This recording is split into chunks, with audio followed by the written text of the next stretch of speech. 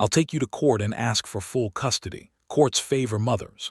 My ex-wife declared after a decade of silence, leaving me to raise our baby alone. She wasn't ready for the truth I brought to court. So this is happening and I'm still trying to wrap my head around it.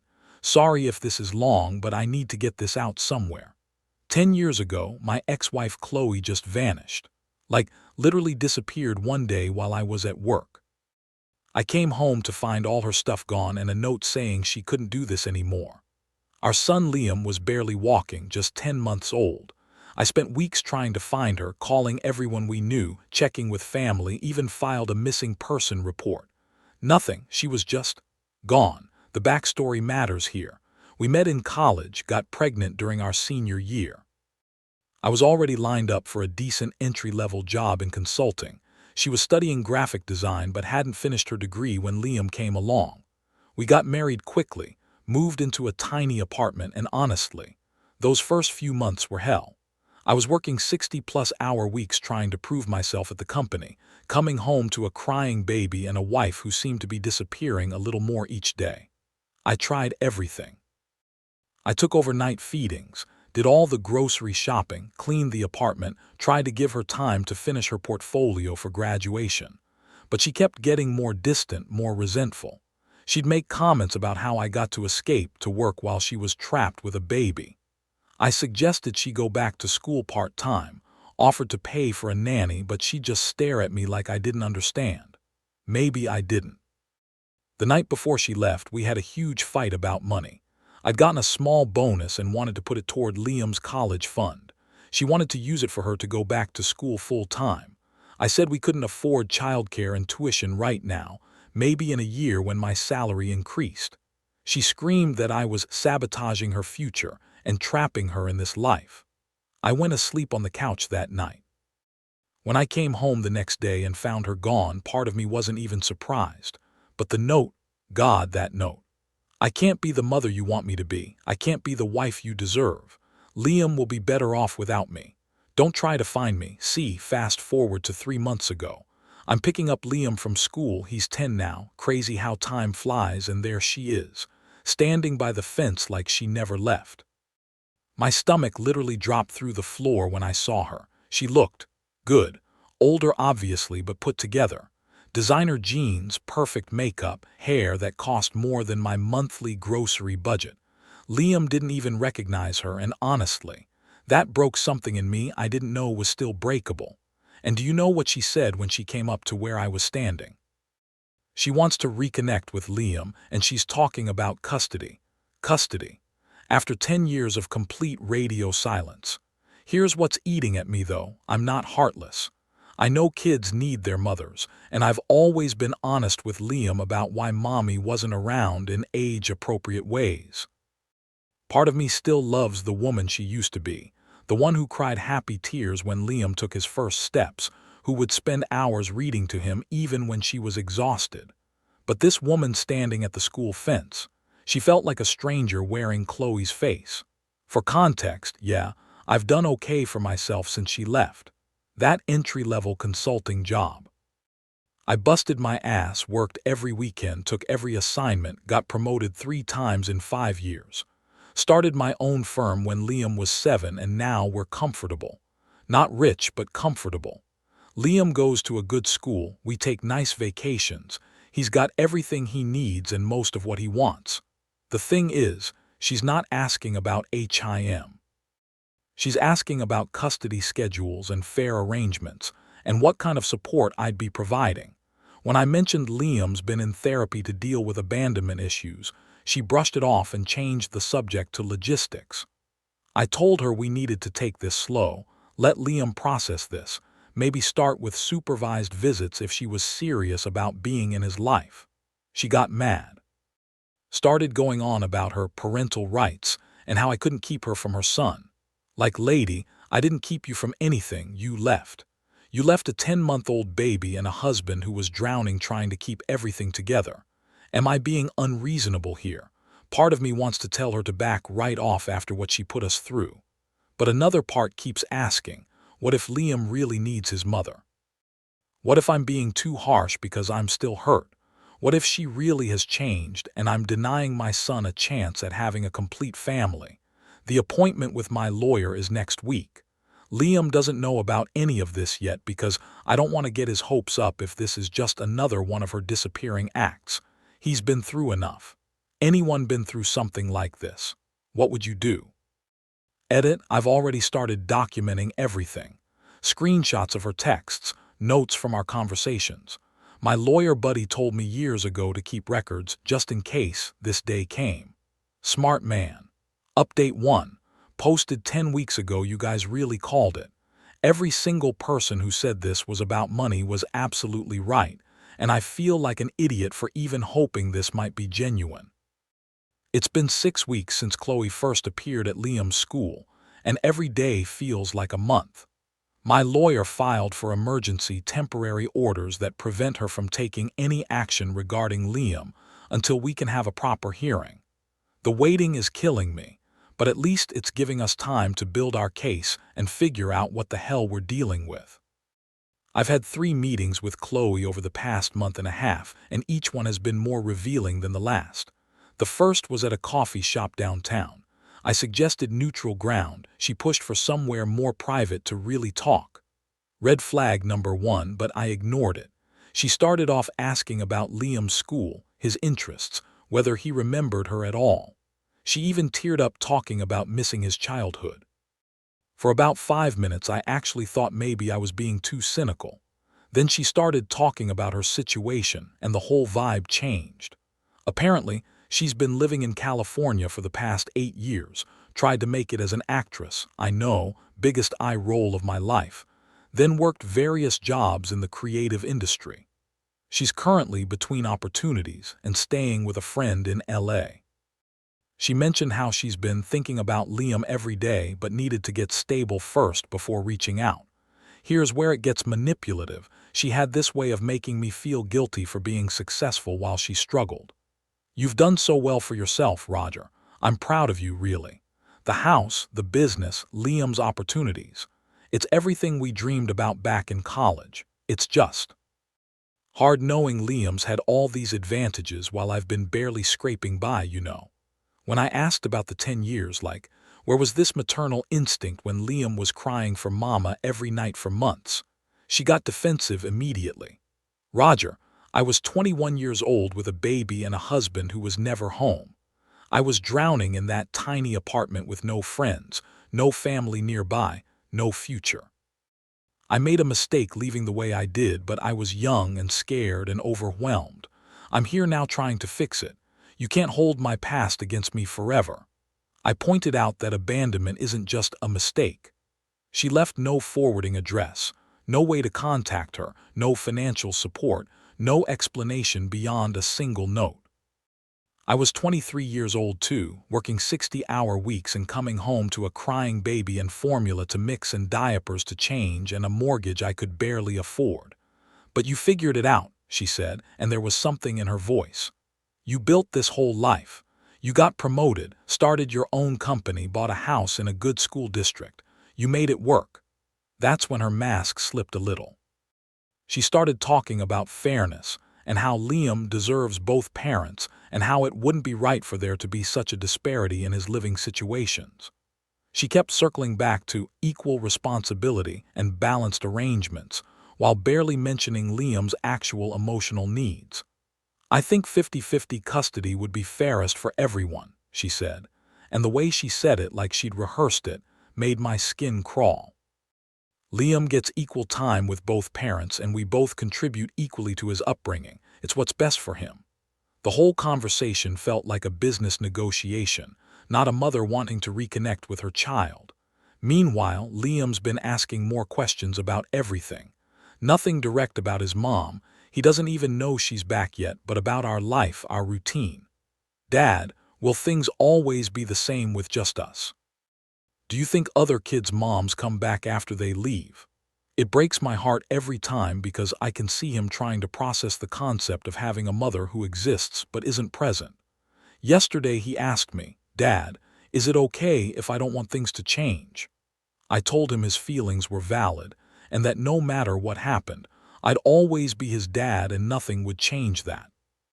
Then I went to my room and cried for 20 minutes because what if something does change? What if the courts decide she has rights? What if I lose him? My second meeting with Qley was at a restaurant. She was late, which should have surprised me but didn't. She spent the first 10 minutes apologizing and explaining how traffic was terrible and her friend's car was acting up. Then she ordered the most expensive thing on the menu and somehow forgot her wallet. During dinner, she asked detailed questions about Liam's school, not about his favorite subjects or whether he was struggling with anything, but about tuition costs, what programs they offered, whether it was one of those fancy private schools. She asked about our house, our neighborhood, what kind of car I drive. When I redirected the conversation to Liam's personality, his fears, his dreams, she'd nod politely and then steer back to logistics. She asked if I'd ever considered moving to California for Liam's opportunities. Said the schools out there were probably better, more diverse, more creative programs. I pointed out that Liam was settled here, had friends, a life, a routine. She said kids were resilient and adaptable. My lawyer says to keep playing nice while we build our case, document everything. Don't give her any ammunition to claim I'm being hostile or uncooperative. But honestly, every interaction makes me more convinced this isn't about Liam at all. The third meeting is tomorrow. She's insisting we need to establish a timeline for introducing her to Liam and formalizing arrangements. I've got my phone ready to record everything. Thanks for all the advice, Reddit. You saw this coming from a mile away and I should have listened from the start. Edit. For those asking, yes, I've called Liam's school. She can't pick him up without my written permission, period. They have security protocols for situations like this.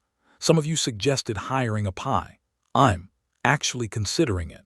Legal fees are already eating into Liam's college fund, but what choice do I have? I need to know what I'm really dealing with. Update 2. Posted 6 weeks ago. This keeps getting worse and I'm starting to realize how naive I've been. I hired a PI like some of you suggested, and the report came back last week. It's not the smoking gun I hoped for, but it paints a picture that made my blood run cold. First, the financial stuff. Qley's situation isn't just between opportunities. She's financially screwed.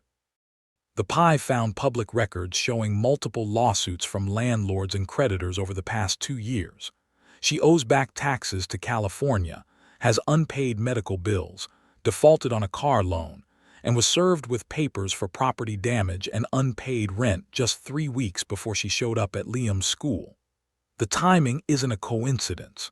She's been in serious financial trouble for months. Then suddenly she remembers she has a son whose father has done well for himself. Her social media was mostly private now, but the PI managed to find older posts from 2 to 3 years ago showing a lifestyle that definitely didn't match someone struggling to get by. Expensive restaurants, weekend trips to Vegas, designer handbags, beach vacations. Zero mentions of having a son anywhere. Her bio on Instagram still says, "Living my best life." No drama, no stress.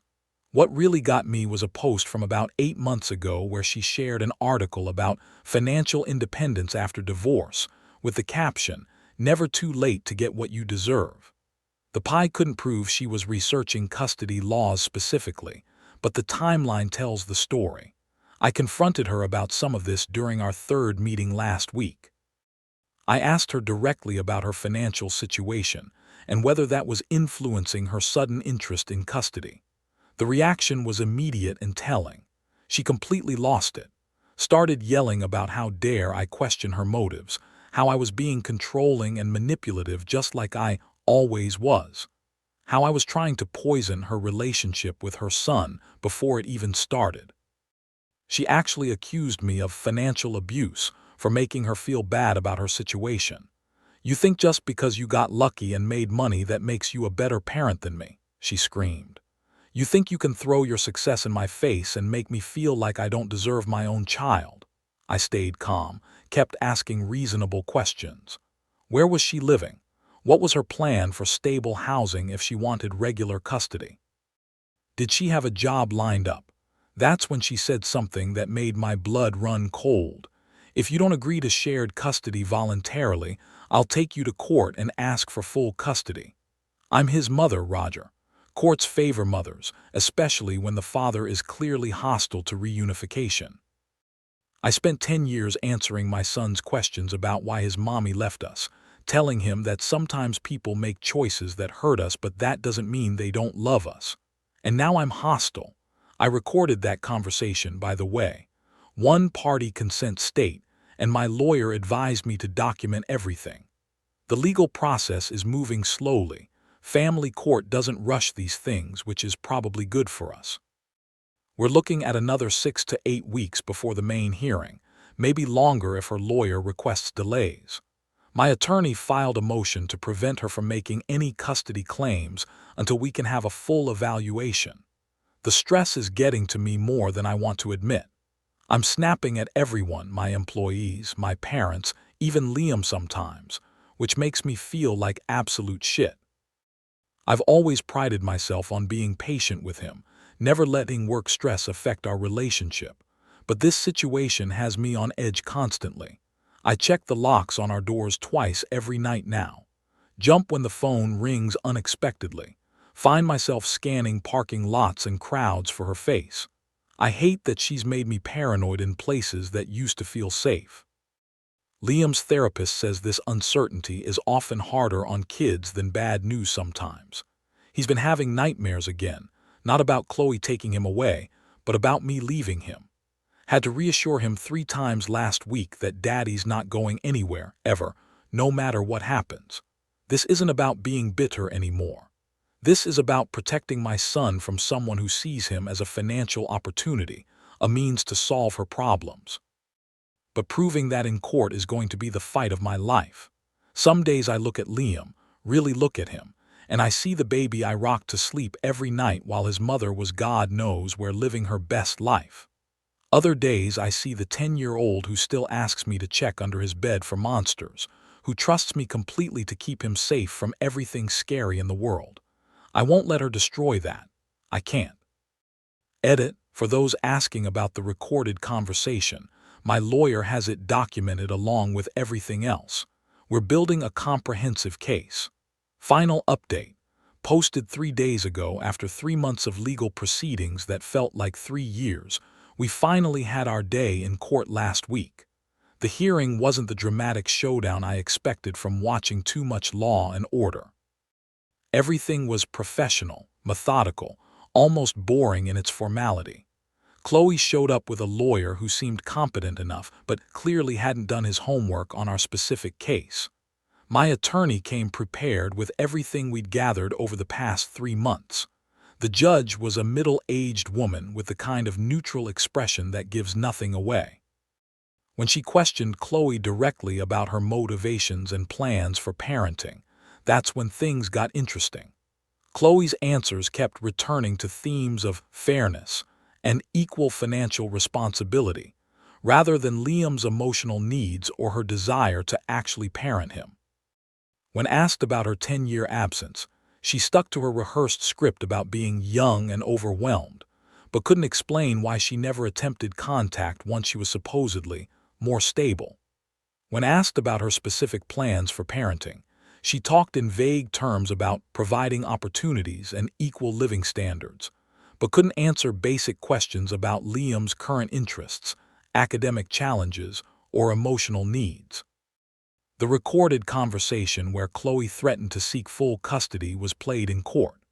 Her lawyer tried to argue it was taken out of context, but when you hear someone say, "Courts favor mothers," especially when the father is clearly hostile to reunification, in response to reasonable questions about stability and living arrangements, the context is pretty clear.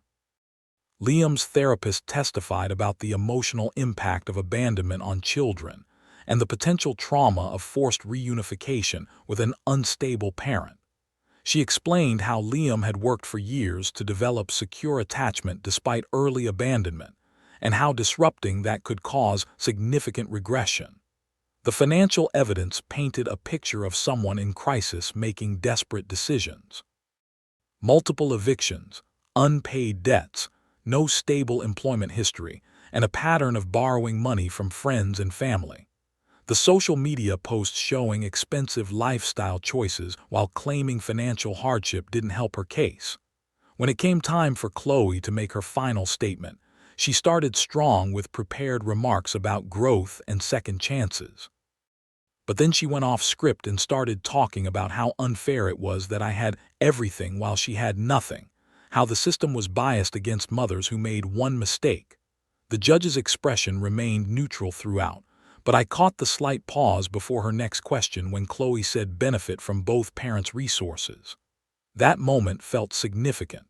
The ruling was everything we'd hoped for: no custody rights, no unsupervised visitation. If Qley wanted any relationship with Liam at all, she had to complete court-ordered parenting classes, undergo psychological evaluation, maintain stable housing and employment for a minimum of 6 months, and prove consistent sobriety. Even then, any contact would be supervised and limited, with the option for Liam to refuse visits if he chose. Qley didn't have the complete meltdown I expected, but she got increasingly agitated as the ruling was read. She kept trying to interrupt until her lawyer physically placed a hand on her arm. As we were leaving the courthouse, she managed to get close enough to hiss at me, "This isn't over, Roger. There are other ways to get what I deserve." I looked at her, really looked at her, and realized I wasn't angry anymore. I felt sorry for her. She'd never understand what she'd lost because she'd never really wanted it in the first place. The victory felt hollow somehow. Yes, we protected our life and our routine, but Liam still lost the possibility of having a mother who actually wanted to be his mother. That's a wound that legal victories can't heal. I finally told Liam about everything 2 days after the hearing. I'd been dreading this conversation for months, but his therapist and I agreed it was time. I explained that his biological mother had come back and wanted to be part of his life, but that the court decided it was better for him to stay with me for now. His reaction was more complicated than I expected. He was quiet for a long time after I finished explaining. Finally, he asked, "So she's not coming back?" When I confirmed that she wouldn't be disrupting our life, he nodded and went back to his homework. Later that night, I found him in his room, not crying but looking confused and sad. "I'm glad she's not taking me away from you," he said, "but I still don't understand why she left in the first place. And why did she only want me back now?" I explained that sometimes adults make choices for complicated reasons that don't have anything to do with love, and that none of it was his fault. He hugged me tight and said, "You're enough family for me." But the emotional aftermath is ongoing. He's been having some regression, more clingy than usual, asking for extra reassurance that I'm not going anywhere, wanting to sleep in my room again sometimes. Liam's therapist says it's normal for children to need extra security after threats to their stability, even when those threats are resolved. The financial cost was significant too. Legal fees, pie costs, missed work for court appearances, it all added up to about $15,000, money that was supposed to go toward Liam's college fund. But what choice did I have? Some things are worth any price. This isn't the fairy tale ending I might have wanted when this all started, but we're safe, we're stable, and we're moving forward together. Liam asked yesterday if we could donate the stuffed elephant he's kept all these years, the last physical reminder of his mother. He said he doesn't need it anymore because he knows I'm not going anywhere. I ugly cried in the garage for about an hour after that conversation, but they were good tears. Healing tears. We are planning a trip to Disney World next month. He wants to go on all the scary rides because, as he told me, we're brave, right, Dad? We can handle anything together. Yeah, kiddo, we can handle anything together. Edit. For those asking about appeals, my lawyer says it's possible but would be expensive for her and unlikely to succeed. We're prepared either way. Liam's doing well in therapy, and his teacher says he seems more relaxed in class lately. Kids are resilient when they feel secure and loved.